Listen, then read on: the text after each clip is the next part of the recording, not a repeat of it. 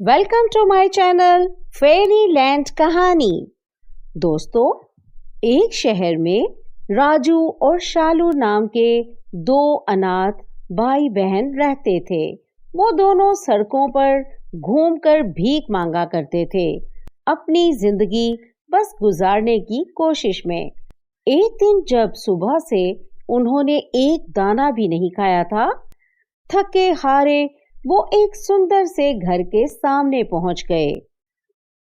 हमें कुछ खाने को दे दो, बहुत भूख लगी है, सुबह से कुछ नहीं खाया। राजू ने थके हुई आवाज में कहा। घर में रहने वाली मीरा, एक प्यारी सी लड़की जो अंदर अपने काम में लगी थी, उनकी बात सुनकर बाहर आई। रुको, मैं तुम दोनों के लिए खाना लाती हूँ। जल्द ही मीरा उनके लिए एक थाली भरकर खाना लेकर आई। राजू और शालू की आंखें चमक उठी। भूख से बेहाल दोनों जल्दी जल्दी खाना खाने लगे। अरे ये क्या, मेरा मुंह जल गया, इस खाने में तो बहुत सारी मिर्च है। राजू ने जोर से चिल्लाया। उसका चेहरा लाल पड़ गया। हाँ भैया, मेरा मुंह भी जल गया, ये तो हमारा मजाक बना रही है। शालू ने रोते हुए जब ये कहा तो मीरा उन दोनों को देखकर जोर जोर से हंसने लगी। अरे, तुम लोगों का रोटी वक्त कितना अच्छा है, वीडियो बनाकर वायरल करना चाहिए।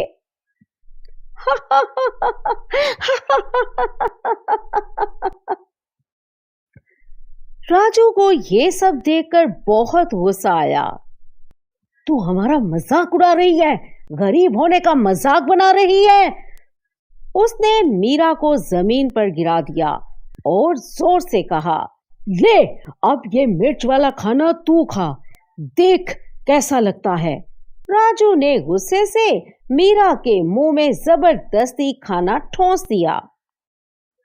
मीरा जोर जोर से चिल्लाने लगी, छोड़ो मुझे, छोड़ो, अरे छोड़ दो मुझे, छोड़ दो।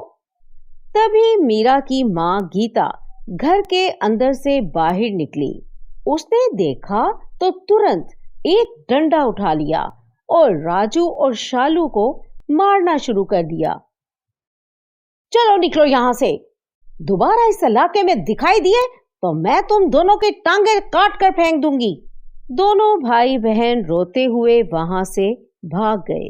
कुछ दूर जाने के बाद अचानक भूख और थकन के कारण राजू बेहोश होकर सड़क पर गिर गया। भैया, भैया, शालू चीखने लगी। उसने वहां से गुजर रहे लोगों से मदद मांगी, लेकिन किसी ने भी उसकी मदद नहीं की। भगवान, मदद करो। शालू ने रोना शुरू कर दिया। फिर वो दौड़ती हुई एक रेस्टोरेंट में घुस गई। आंटी जी, दया करके एक रोटी दे दो, मेरे भैया की तबीयत बहुत खराब है।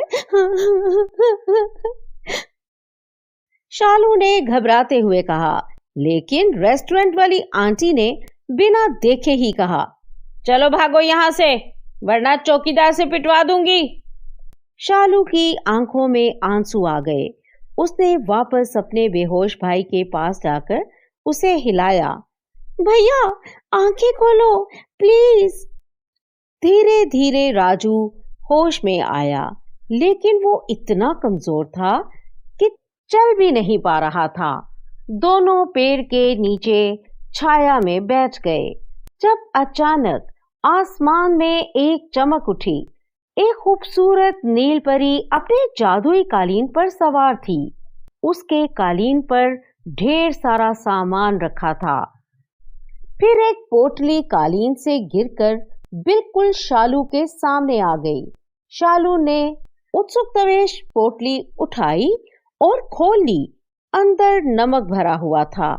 ये तो नमक है, काश इसमें कोई खाने की चीज होती।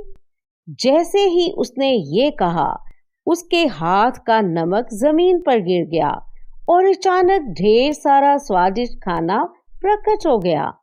अरे वाह, ये तो जादुई नमक की पोटली है। शालू खुशी से चिल्ला उठी। भैया देख, हमें खाना मिल गया। राजू ने आंखें खोली और धीरे से मुस्कुराया। दोनों ने मिलकर पेट भरकर खाना खाया। दी, क्या ये सच में जादुई है? हाँ, लगता तो ऐसा ही है। हम कुछ और मांग कर देखते हैं, शालू ने एक्साइटमेंट से कहा। उसने एक मुट्ठी नमक निकाल कर कहा, ए जादुई नमक, हमें रहने के लिए घर दे दो। तुरंत नमक हवा में उड़ने लगा और एक सुंदर सा घर उनके सामने प्रकट हो गया। घर देखकर राजू और शालू उछल पड़े। वाह, कितना सुंदर घर है।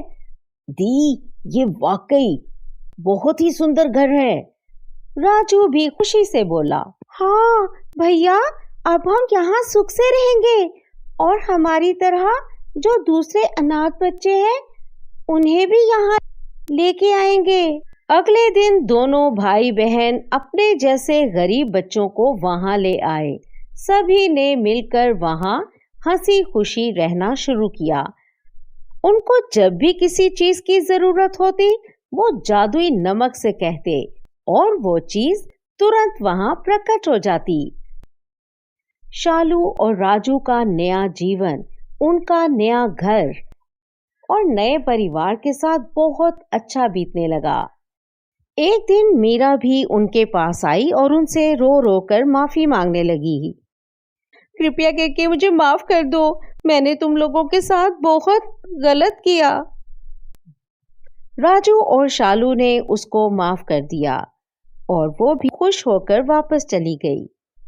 अंत में गरीबी के बावजूद शालू और राजू ने सीखा कि जब जिंदगी में प्यार और दोस्ती हो तो जादुई नमक से भी बड़े चमत्कार हो जाते हैं।